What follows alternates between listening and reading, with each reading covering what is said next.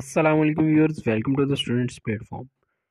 Viewers, आज हम PSP 504 cognitive psychology के सेकंड लास्ट लेक्चर 44 को डिस्कस करेंगे। जीन पियाजे के कॉन्सेप्ट को हम पढ़ेंगे। दो कॉन्सेप्ट दिए उन्होंने, असिमिलेशन और अकोमोडेशन। असिमिलेशन का मतलब है खुद के मुताबिक अपने माहौल को तब्दील करना, और अकोमोडेशन का मतलब है माहौल के मुताबिक खुद में चेंजिंग लाना, खुद को तब्दील करना।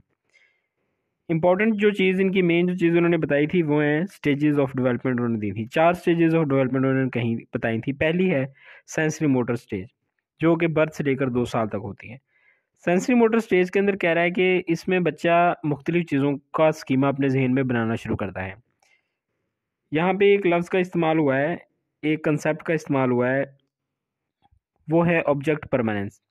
1 साल से कम उम्र बच्चे के लिए वो चीज़ जो सामने होती है वही होती है। जो चीज़ उसके आंखों के सामने नहीं मौजूद होती वो एग्जिस्ट नहीं करती।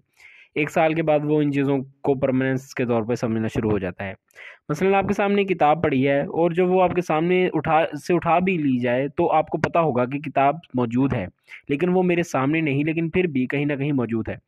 अभी छोटे बच्चे की एग्जांपल लें, साल से कम का जो बच्चा होता है उसके सामने गेंद अगर लुढ़काए ना तो वो गेंद की तरफ देखता है। जिस तरह एक सामने बोर्ड आ जाता है, गेंद उसके पीछे चली जाती है तो वो उस गेंद को देखना छोड़ देता है।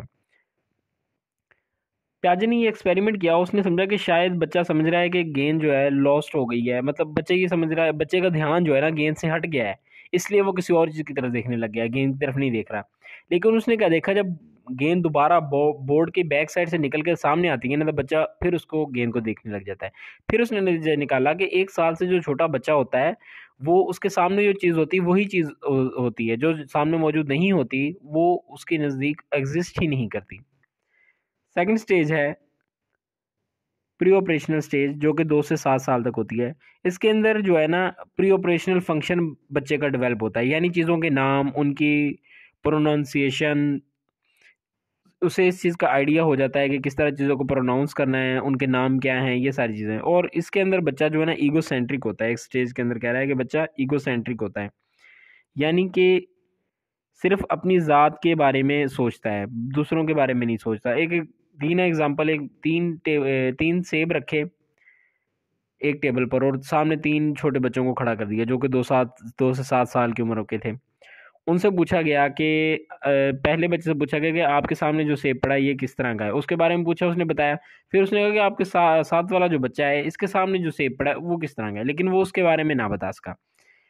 एक इसके अंदर सेकंड स्टेज के अंदर बताया कि एपिमिस्टिक थिंकिंग होती है बच्चे की, जानदार और बेजान चीज़ों के बारे में फ़र्क नहीं कर पाता। मसलन बच्चा भाग रहा है और एक मेज़ में लग जाता है तो वो कहेगा ये मेज़ गंदा है या मेज़ ने मुझे मारा है। इस उम्र में child can run and walk. Concrete operation, ये 7 साल से 11 साल तक होता है। Symbolic thinking develop more but no abstract thinking. Symbolic thinking बढ़ती है, चीज़ों का मतलब उसे पता चलता है, लेकिन एब्स्ट्रैक्ट थिंकिंग नहीं होती। एब्स्ट्रैक्ट थिंकिंग मतलब ब्यूटी क्या है, फ्रीडम क्या है, इन चीज़ों का ये चीज़ें बच्चे के लिए के सामने डिफाइन नहीं होती, इन चीज़ों को बच्चा डिफाइन नहीं कर पाता। चौथा नंबर है फॉर्मल ऑपरेशंस, 11 साल से लेकर टिल डेथ तक होती है। इसके अंदर thinking becomes abstract thinking, ability about self and others, ideas of justice, fairness, freedom starts emerging. कुछ क्रिटिसिज्म्स किया, कुछ लोगों ने कहा कि ज़रूरी नहीं है, मेन यही था कि ज़रूरी नहीं है, लोगों ने कहा कि हर बच्चे के साथ ऐसा हो, हर की बॉडी डिफरेंट होती है, हर बच्चे की डेवलपमेंट डिफरेंट होती है।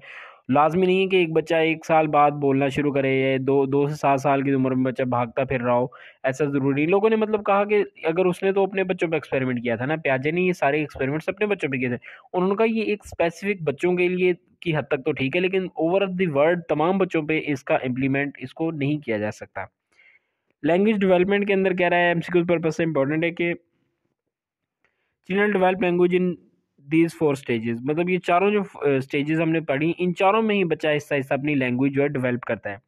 दो चिल जो 2 साल से कम उम्र के बच्चे होते हैं वो एक लफ्ज़ या 2 लफ्ज़ बोलना शुरू सीखते हैं।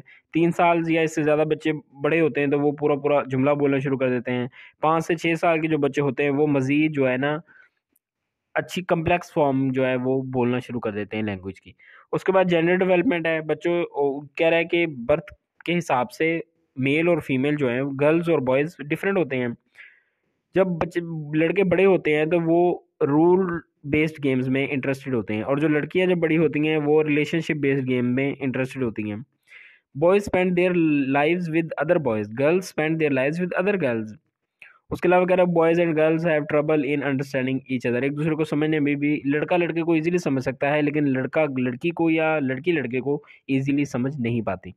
व्यूअर्स, ये था आपका PSY 504 का लेसन 44। मैं उम्मीद करता हूँ कि आपको समझ आ गई होगी। जल्दी मिलते हैं अपने लास्ट लेक्चर के साथ। टिल देन टेक केयर, अल्लाह हाफिज़।